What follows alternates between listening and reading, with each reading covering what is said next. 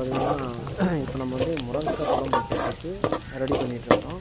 இப்போ நம்ம என்னென்ன போட்டிருக்கோம் அப்படின்னா எண்ணெய், கடுகு, வெங்காயம், அப்புறம் பார்த்திங்கன்னா கருவேப்பிலை.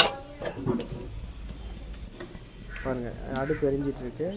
பாருங்கள் முருங்கைக்காயெல்லாம் கட் பண்ணியிருக்கேன். அப்புறம் இது வந்து அவரைக்காய் ரெண்டையும் சேர்த்து நம்ம வந்து மிக்ஸ் பண்ணி குழம்பு வைக்க போகிறோம். இது என்ன பண்ணணும், நம்ம முருங்கைக்காயை எல்லாம் இது பண்ணி வணக்கிட்டு பார்த்து கொஞ்சம் நல்லா கிண்டிட்டு வணக்கினதுக்கப்புறம் நம்ம என்ன பண்ணணும் அப்படின்னா அதுக்கப்புறமே தண்ணி கொஞ்சம் ஊற்றி கொஞ்சம் நல்லா வேக விட்டு அதுக்கப்புறமேட்டு தான் நம்ம ஒன்றுனா செய்யணும். இப்போ வந்து நம்ம வந்து பாருங்கள் அடுத்து வந்து என்ன பண்ண போகிறோம் அப்படின்னு நல்லா முதல்ல வணக்கணும்.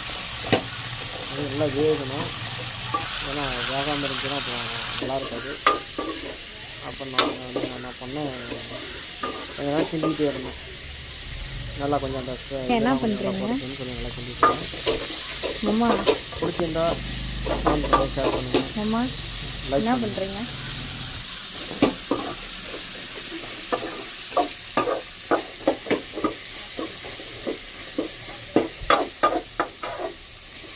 பண்ணுங்கள்.